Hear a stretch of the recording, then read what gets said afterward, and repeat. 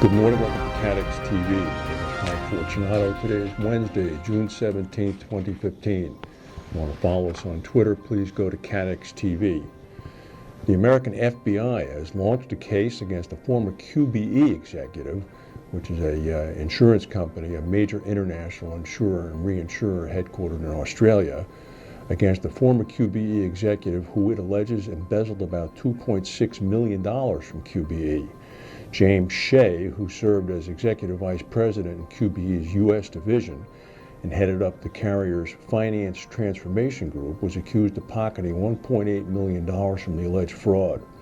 The FBI alleged that Shea had issued phony invoices for a sham third-party vendor server and then forged the signature of his manager, the chief financial officer, to approve the deals. The FBI arrested Shea yesterday. In a criminal case filed with New York District Court last week, the FBI said he had contracted two companies which were set up as vehicles to defraud QBE to undertake fake IT maintenance work. The companies were contracted to undertake a range of IT infrastructure projects over a period of 17 months beginning back in February of 2012. But after being expected to work on site, QBE's building maintenance records indicated that at no time had any representatives from these companies been on the facilities. The QBE financial officer also told the FBI that the signature on the contracts wasn't his. The FBI said that the paper trail from the accounts of the two fraudulent companies showed that 68% of the payments made by QBE were transferred to an account in the name of Mr. Shea's wife. The other money included lavish spending, including an $18,000 shopping spree at an Apple store. RenaissanceRe has been confirmed as the single largest provider of cover on the reinsurance program for the Florida Hurricane Catastrophe Fund. You will remember that this is the first year that the Hurricane Catastrophe Fund has bought reinsurance, with Aon Benfield placing the $1 billion program. Ren Re took a 37.5% share. Swiss Re America took the second largest line with some $200 million. Arch Re put down $50 million. Validus wrote $41 million. The remaining carriers are on the program taking shares of $15 million or less. The budget for the cat reinsurance cover is expected to come in at around a 6.5% rate on line, or about $65 million after the exposure is known. The respected analytical firm Akari has some opinions on the Exor Axis deal. The Akari analyst Amit Kumar revised his view of Exor's bid for PartnerRe after meeting with members of Exor's investment firm's management. Kumar said that the meeting with Exor executives had centered on several clarifications on the process and the deal metrics, which presented Exor's bid in a better light.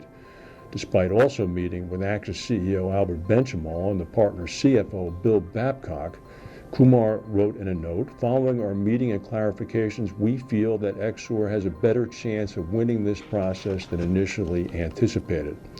Clarifications included Exor's statement, which was endorsed by Standard & Poor's, that its debt rating, that it would have to incur when it borrowed money to fund the deal, would not place PartnerRe's preferred shareholders at risk at all of a downgrade. This was announced by Standard & Poor's yesterday. PartnerRe immediately responded, reiterating its opinion that Exor's offer was not a viable option and told shareholders not to be misled by Exor's false rhetoric and incorrect assertions. They did not mention one of their long-held arguments that Exor's debt rating would be diminished and thus have a negative effect on the preferred shareholders, because S&P had said that wasn't the case, so they dropped that.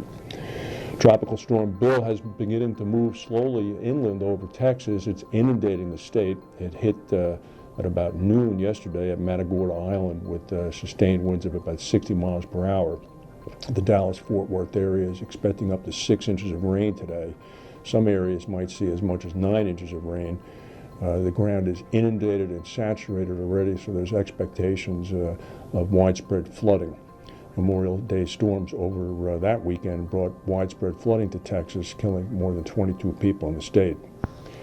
Here's some interesting news. North Korea itself, this is not coming from anybody else, it's coming from North Korea, is saying that it's been hit by the worst drought in a century, resulting in extensive damage to agriculture.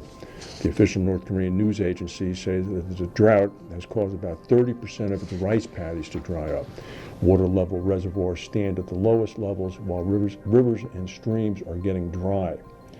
The news agency said that other crops were being planted in paddy fields in an attempt to reduce the agricultural shortfall. Rice needs considerable water. North Korea suffered a devastating famine back in the 90s that's believed to have killed hundreds of thousands of people, and that famine is also believed to have loosened the state's control over the economy by damaging its food distribution system and paving the way for some private economic activity in unofficial markets. It'll be interesting to see what the medium-term results of this is going to be.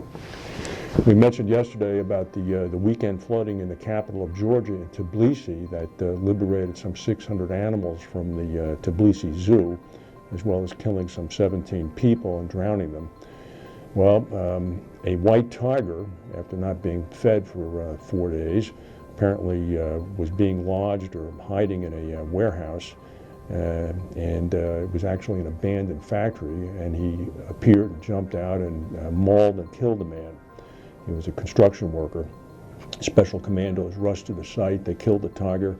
The Interior Minister said, "We wanted to sedate it, but it was very, very aggressive, and we had to liquidate it." The toll now is something that's getting some criticism from the Georgian government, which is beginning to criticize the zoo owners, saying that they failed to provide reliable information. Yesterday, zoo officials said that all 8 lions, 7 tigers, and at least 2 of the zoo's 3 jaguars had been killed in the flooding. Apparently, 1 tiger was still out there. The zoo also said that one of its 17 penguins was found alive by Georgian border guards about 25 miles east of the capital. That's a pretty long distance for a penguin to have traveled. I don't think they can fly, so it must have walked. Zoo officials say that half of the zoo's 600 inhabitants have survived the flooding, which means 300 died. Last night, the Golden State Warriors defeated the Cleveland Cavaliers to win the National Basketball Association title. So that season is now over. Basketball and hockey have ended.